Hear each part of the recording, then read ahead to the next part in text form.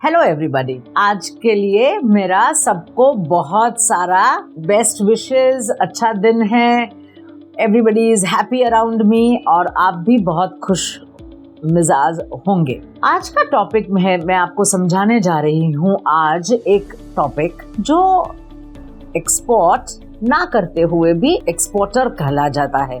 So who is this person who doesn't do export but is still called an exporter? Well, let's see.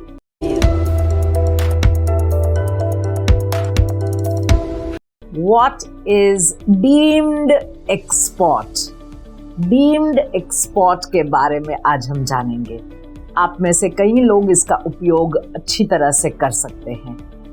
जैसे कि एक example मैं देती हूँ, मेरा कपड़े का बिजनेस है, मैं कपड़े बनाती हूँ, ये रेडीमेड गारमेंट्स, मेरी फैक्ट्री है, मेरा मैन्युफैक्चरिंग है।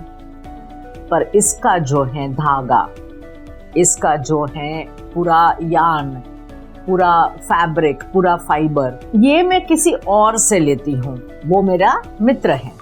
मित्र है क्योंकि हमारा व्यापार एक जैसा है, तो हम उसी से सोर्स कर रहे हैं।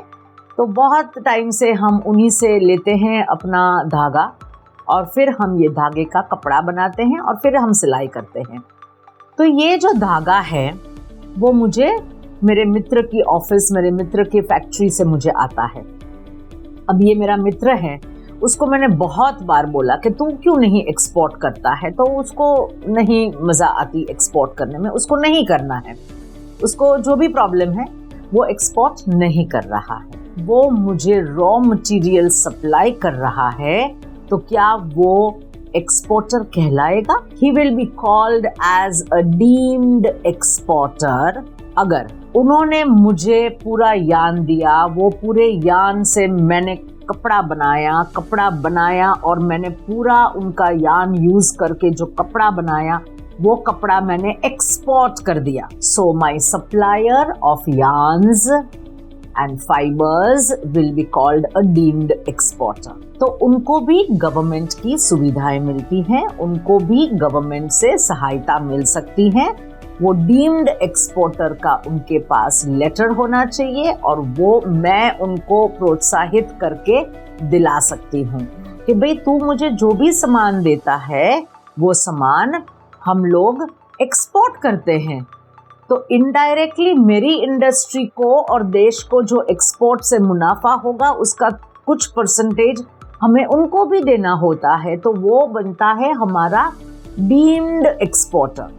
अब ये इंसान तो एक्सपोर्ट करता नहीं है, मेरा सप्लायर जो है वो तो एक्सपोर्ट करता नहीं है, पर मैं एक्सपोर्ट करके उनको जो पेमेंट देती हूँ, मैं फॉरेन करेंसी में भी पेमेंट दे सकती हूँ या फिर मैं उनको पेमेंट इंडियन रुपीस में भी दे सकती हूँ। इसका नोंद लेना बहुत ज़रूरी है कि आपको डीम्ड एक्सपोर्टर यदि बनना है तो आपको DGFT में रजिस्टर करना होगा, आपको उसका लाइसेंस लेना होगा। You have to take a letter from me कि आपने उनके रॉ मटेरियल्स मैंने एक्सपोर्ट कर दिए हैं।